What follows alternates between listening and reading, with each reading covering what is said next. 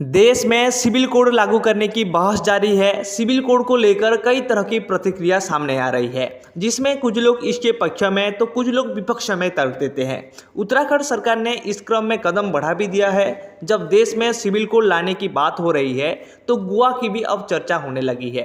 गोवा की चर्चा में आने का कारण यह है कि एक तो वहाँ पहले से सिविल कोड है और उसमें हिंदू पुरुष भी 2 शादी कर सकते हैं, जो हिंदू मैरिज एक्ट से अलग है। हाल ही में ओवैसी ने कहा था कि भारतीय जनता पार्टी बाकी राज्यों में इसकी बात कर रही है, लेकिन गोवा को इससे दूर रखा जा रहा है। उन्होंने बताया कि गोवा में हिंदू पुरुष को 2 शादी करने का अधिकार है और एक समय तक पत्नी को बच्चा नहीं होता है तो दूसरी शादी कर सकता है। अब सवाल ये है कि आखिर गोवा में ये खास नियम क्यों है और वहाँ दूसरी शादी को अपराध की श्रेणी में क्यों नहीं गिना जाता है। ऐसे में जानते हैं कि इस कानून को कब बनाया गया है और इस नियम के बारे में। तो चलिए वीडियो को शुरू करते हैं। वर्तमान हिंदू मैरिज एक्ट के अनुसार कोई भी हिंदू एक साथ 2 पत्नियां नहीं रख सकता है। अगर किसी व्यक्ति को दूसरी शादी करनी हो तो उसे पहली वाली पत्नी से तलाक लेना होगा, यानी एक पत्नी के रहते हुए दूसरी शादी करना अपराध है और ऐसा करने पर जेल भी हो सकती है। बता दें कि हिंदू मैरिज एक्ट 1955 के अनुसार दूसरी शादी कानूनी रूप से मान्य नहीं है। वहीं मुस्लिम धर्म की बात करें तो उन्हें 4 शादी करने की इजाज़त है और वो 4 पत्नी रख सकते हैं।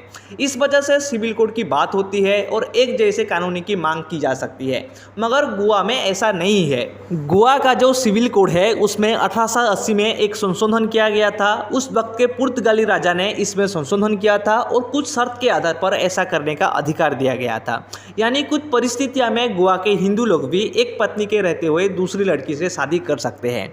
अगर किसी पत्नी को 25 साल तक बच्चा ना हुआ हो या फिर शादी के 10 साल बाद तक बच्चा ना हुआ हो या फिर बच्चा ना हो पाने की स्थिति में दूसरी शादी की जा सकती है, लेकिन ये कुछ परिस्थिति में ही की जा सकती है।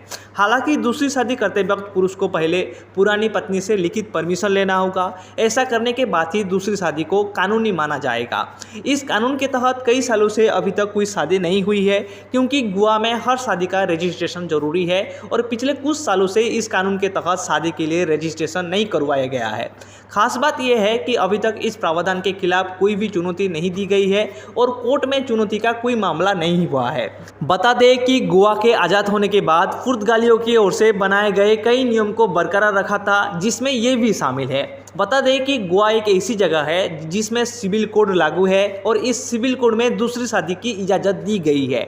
सिविल कोड लंबे समय से लागू है, जो पुर्तगालियों ने बनाई थी। आई होप आपको Hindu marriage rules in Goa के बारे में समझ में आ गया होगा। अगर आपको वीडियो अच्छा लगा है तो लाइक कीजिए, शेयर कीजिए और सब्सक्राइब करना बिल्कुल मत भूलिए। तब तक के लिए आप सभी को मेरी तरफ से जय हिंद।